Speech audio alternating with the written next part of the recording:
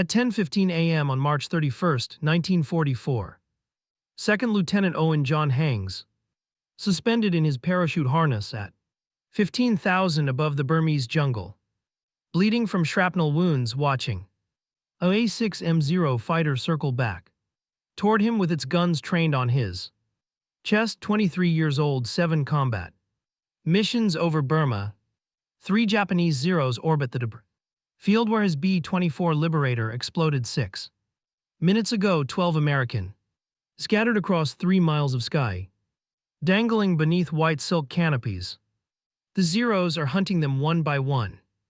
This airspace belongs to Japan. The Burma campaign grinds through its bloodiest phase. Allied forces lose an average of 43 aircraft per week over this theater. The Japanese Air Force shoots down parachuting aircrew as standard practice. No war crime tribunals exist yet. No Geneva Convention enforcement in the China Burma-India theater. The jungle below holds no rescue teams, no friendly forces, nothing but 200 m of mountain ridges controlled by Japanese infantry. Owen grew up in Graham, Texas. His father ran a dry goods store on Oak Street. Owen pumped gas at a Magnolia station before the war. 70 cents an hour, saved enough to take flying lessons at the Graham Municipal Airport.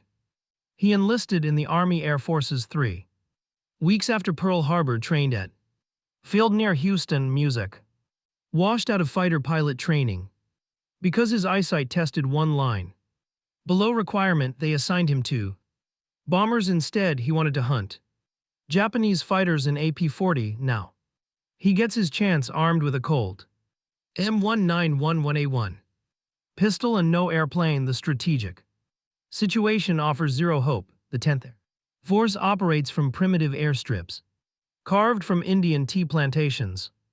Supply lines stretch 7,000 mi from the United States. Spare parts arrive by sea to Kolkata, then by rail to Assam, then by truck over the Himalayas. If the trucks survive the drive, the Japanese control Burma's airspace with 4 fighter groups, approximately 140 aircraft, veteran pilots who cut their teeth over China. They shoot down everything that flies.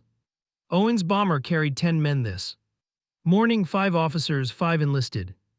Music. Their mission targeted the railway bridgehead, part of the Japanese supply line feeding troops into India. Music. They never reached the target. The Zeros intercepted them 40 mi out, attacked from the sun cannon shells ripping through aluminum skin like paper. The number 3 engine caught fire first, then number 2. Pilot gave the bailout order at 10,000. Owen jumped from the waist gunner position, pulled his ripcord, floated into hell. The lead Zero makes its first gun pass at Staff Sergeant Harold. The tail gunner dangles 400 wide to Owen's left. The Zero approaches from behind, closes to 100, opens fire with its twin 7.7 machine guns. Tracers stitch through parachute canopy. The silk shreds, accelerates downward, spinning, screaming. 11,000 to music impact. The Zero pulls up, banks right, selects its next target. Owen checks his wounds.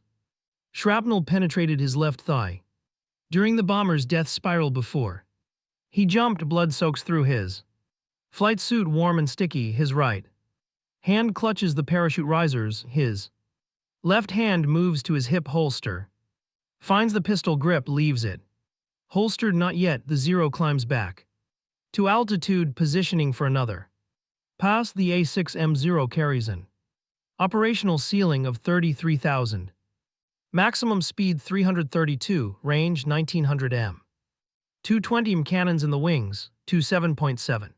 Machine guns in the nose, armor protection none. Pilot music protection none. The Zero trades defense for maneuverability, turns than any Allied fighter, climbs faster, fights longer, but it burns when hit. The fuel tanks lack self-sealing protection. One good burst sets them ablaze. Music. Owen knows this. Every briefing hammers it home. Zeros burn easy. Aim for the tanks, aim for the engine, but those briefings assumed he would be firing from a bomber's gun turret or a fighter's wing guns, not a pistol, while volleying through space. The temperature at 15,000 measures 12 Owens. Leather flight jacket provides minimal insulation. Music, his breath forms ice crystals, his hands stiffen. Shrapnel wound throbs with each music. Heartbeat, blood loss makes him dizzy. The jungle below looks like green carpet, distant and indifferent. Music. The second Zero attacks Lieutenant James Miller, the music co-pilot. Miller drifts 800 wide ahead, descending faster because his parachute took damage during deployment. Music. The Zero approaches head-on this time, firing from 300 wide out. Music. Angle is wrong, most rounds miss. 2 rounds punch through Miller's chest. Music. His body goes limp in the harness, still descending, already dead. The Zero doesn't verify. Music, hit nose. Owen counts the enemy, 3 zeros, 9 American parachutes still in the air. Music, now 8. Simple mathematics. The Zeros will kill everyone unless something changes. His M1911 holds 7 rounds in the magazine, 1 in the chamber, 8 shots total. Effective range against a human target, 50 yards. Effective range against an aircraft, 0. Music. The Army Air Forces issued him this pistol for survival on the ground, for signaling rescuers, for defending against wild animals. Nobody mentioned aerial combat. If you want to see how Owen's desperate situation turned out, please hit that like button, it helps us share more forgotten stories like this one. Please subscribe if you haven't already. Back to Owen. Owen makes a decision that defies every survival instinct. He goes limp in his harness, his head drops forward onto his chest, his arms dangle loose, his legs hang motionless. He becomes a corpse. Pre-killed. Music. Not worth the ammunition. The shrapnel wound makes it convincing. Blood drips from his flight suit, visible against the white parachute silk. He looks like the others. He looks dead.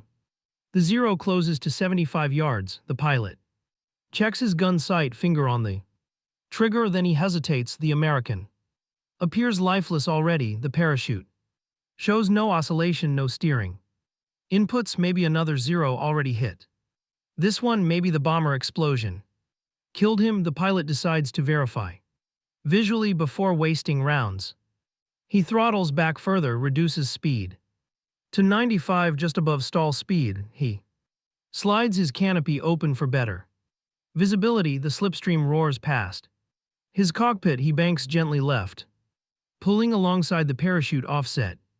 By 30, he wants to see the Americans face, confirm the kill, move on. Owen times it perfectly. Music. He lifts his head slowly, moving only his neck. His right hand reaches across his body to the holster on his left hip. The Zero drifts into position close enough to see the pilot's leather flight cap, his goggles, the expression of mild curiosity on his face. Owen draws the M1911A1. In one smooth motion, the pistol weighs 27 Oz, barrel length 5 in, muzzle velocity 830 s, caliber 45, ACP 7 rounds in the magazine, 1 chambered, safety off because it down during the draw. Japanese pilot sees the movement, his eyes widen, his hand reaches for the throttle, pushes it forward. The Zero begins to accelerate, too slow, too late. Owen extends his arm straight out.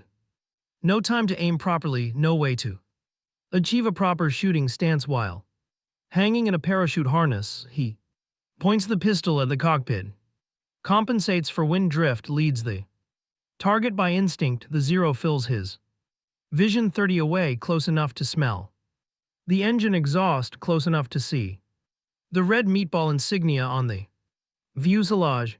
He fires. The first shot punches through the Zero's open canopy, misses the pilot's head by inches, exits through the opposite side. The pilot flinches, banks hard right. Owen tracks the movement, fires again. The second shot hits the canopy frame, ricochets. Fragments embed in the pilot's shoulder.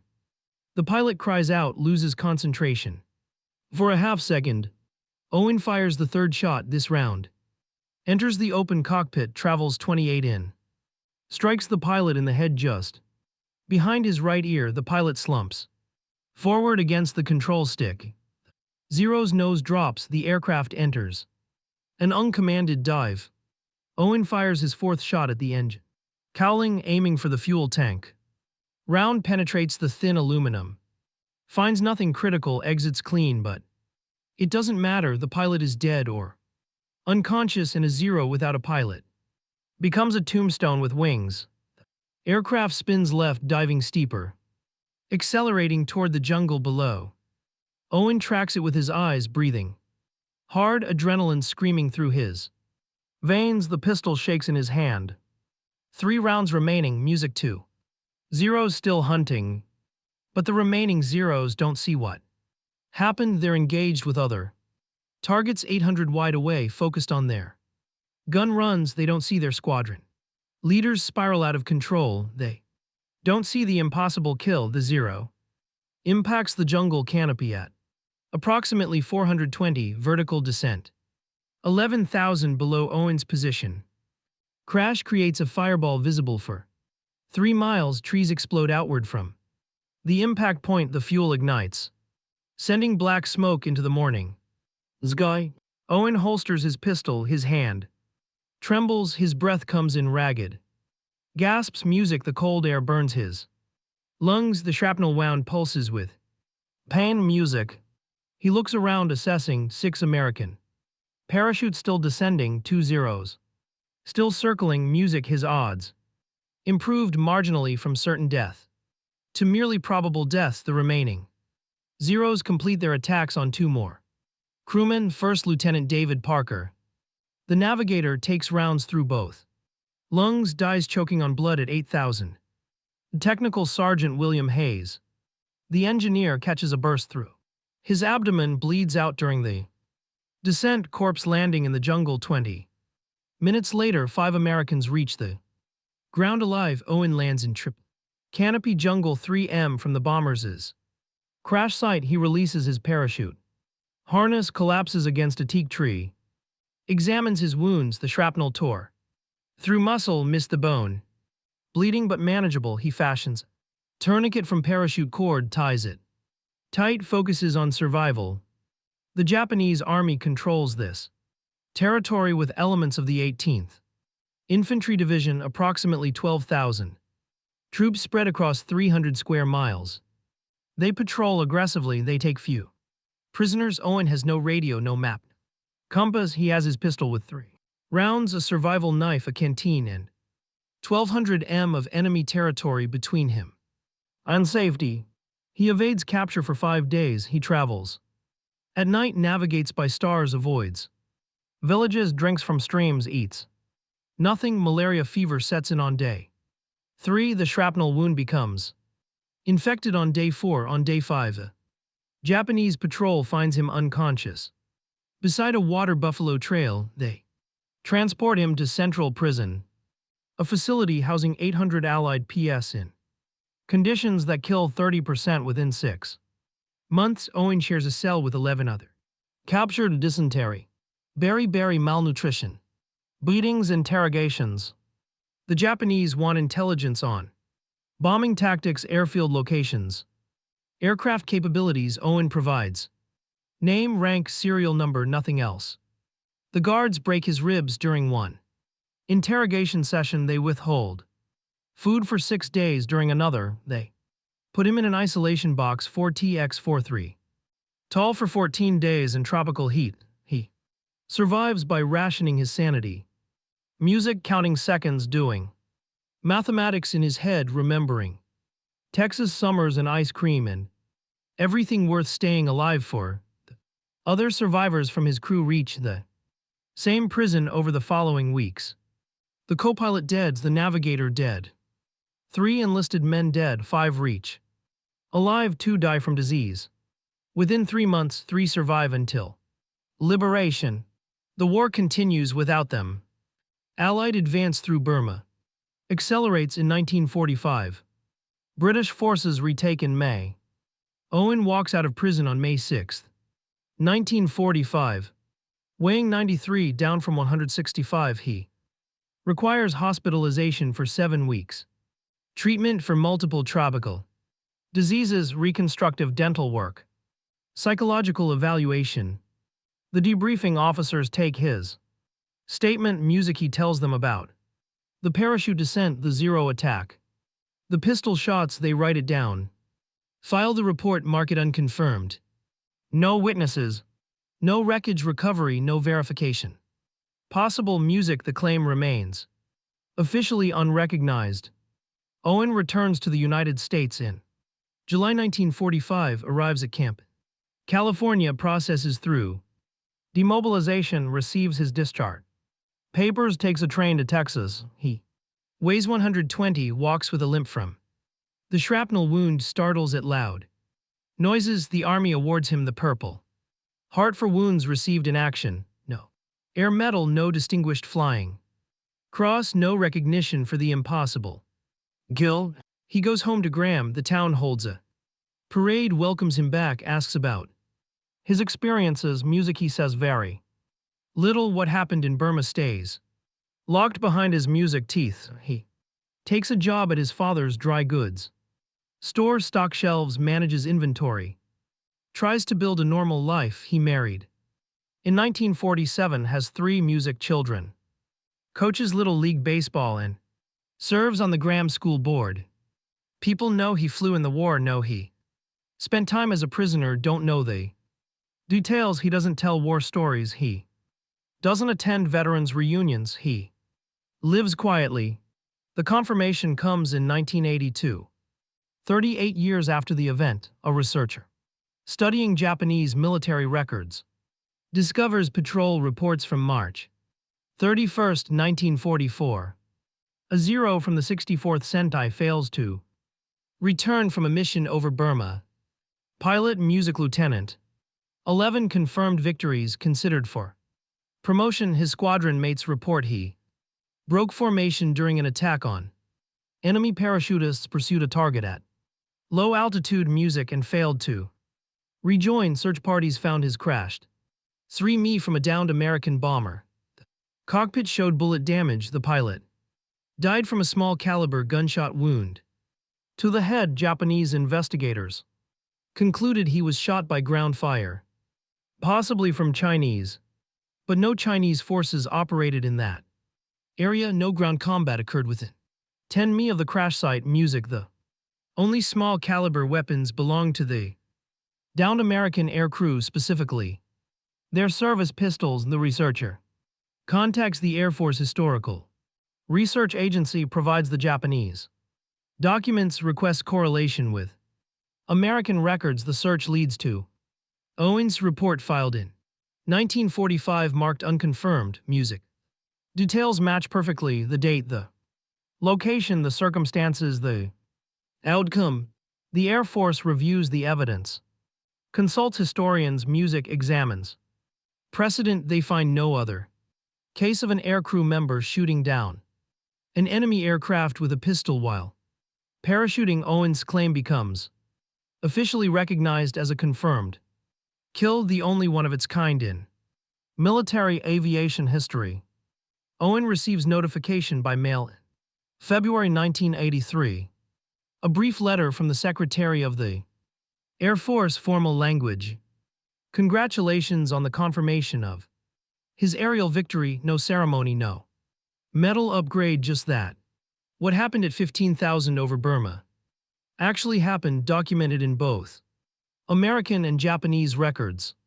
A reporter from the Graham Leader newspaper interviews him. Owen describes the incident in factual terms, no embellishment. Music, no drama. He shot a pistol at a Zero. The Zero crashed. He got lucky. The reporter asks how he felt. In that moment, Owen says he felt terrified and certain he would die. The reporter asks if he's proud. Owen says he's proud he survived and came home. The story circulates through aviation history circles, appears in military journals, gets mentioned in documentaries about unusual combat achievements. Owen declines most interview requests. He attended one Air Force reunion in 1985, spoke briefly to A group of bomber veterans answered. Questions politely left music early. Owen dies on May 26, 2006. Music in Graham, Texas, age 85. Natural causes surrounded by family, his. Obituary in the local paper mentions his. Military service, his business career. Music, his community involvement, his. Family, it includes one line about shooting down a Japanese fighter with a pistol while parachuting over Burma. Music, most readers assume it's a mistake or an exaggeration.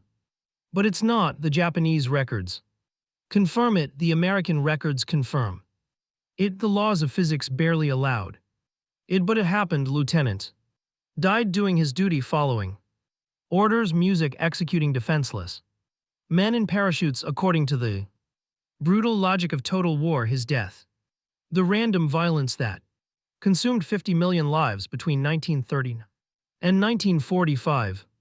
He was somebody's son, possibly somebody's brother, trained by his nation to kill without hesitation. Owen survived by violating every reasonable assumption about aerial combat. Pistols don't shoot down fighter aircraft. Parachuting men don't win gunfights against zeros. The impossible doesn't happen except when it does. Witnessed only by dying men and documented decades later by archival researchers. The legacy lives in the records. Air Force training materials reference the incident as an example of survival mindset under impossible circumstances. The M1911A1 pistol served American forces for 74 years from 1911 to 1985, chambered for 45 ACP, designed by John Browning. Carried by millions of Owen's pistol, serial number unknown, likely ended up in a Japanese warehouse. After his capture, redistributed, lost to history.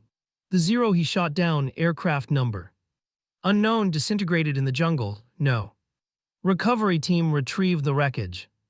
Tropical vegetation consumed it within 5 years. Rain and insects and time erased the evidence, leaving only paper records and filing cabinets on opposite sides of the Pacific. Burma gained independence from Britain in 1948, became Myanmar in 1989. Jungle where Owen landed remains largely unchanged, still dense, still dangerous, still indifferent to what happened. There, the location coordinates exist. Documents, but nobody marks the spot. No memorial, no monument, just trees and time. The other men from Owen's crew rest in various places, some in military cemeteries, some in family plots back home, some never recovered. Technical Sergeant Robert Johnston lies buried Manila American Cemetery. Music, grave reference plot D, row 7, grave 142. First Lieutenant David Parker rests in Arlington National Cemetery, section 12, site 894.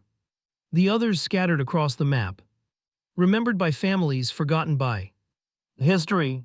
Owen's grave sits in Pioneer Cemetery, Graham, Texas, a simple marker with his name, dates, and service branch. No mention of the zero, no reference to the impossible shot. Visitors walk past without knowing what happened at 15,000 on March 31, 1944.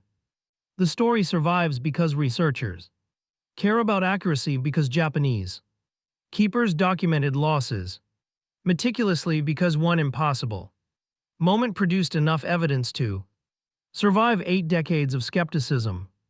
Statistics provide context. The Army forces lost approximately 94,000 personnel during World War II, killed in action, died of wounds, or lost in accidents. Approximately 40,000 died in the Pacific and China, Burma, India theaters. The 10th Air Force Owens Unit lost 568 aircraft and approximately 4,000 personnel. Most deaths left no witnesses, no documentation, no recognition. Owen's survival, those odds, his shot physics, his confirmation. The bureaucratic tendency to dismiss extraordinary claims. 3 separate impossibilities compounded into one fact. If you're watching till now, then do me a favor, hit that like button. Every Single person who likes counts to. YouTube to show this story to more. People hit subscribe and turn on notifications. We're discovering forgotten stories from dusty archives. Every single day, stories about bomber crews fighting impossible odds over Burma, fighter pilots defending their comrades, ordinary men doing extraordinary things because circumstances demanded it, real people, real heroism. Drop a comment right now and tell us where you're watching from. Are you watching from the United States? Music, United Kingdom, Canada, Australia. Our community stretches across the entire world. Music, you're not just a viewer. You're part of keeping these memories alive. Tell us your location. Tell us if someone in your family served. Just let us know you're here. Thank you for watching and thank you for making sure Owen doesn't disappear into silence. These men deserve to be remembered and you're helping make that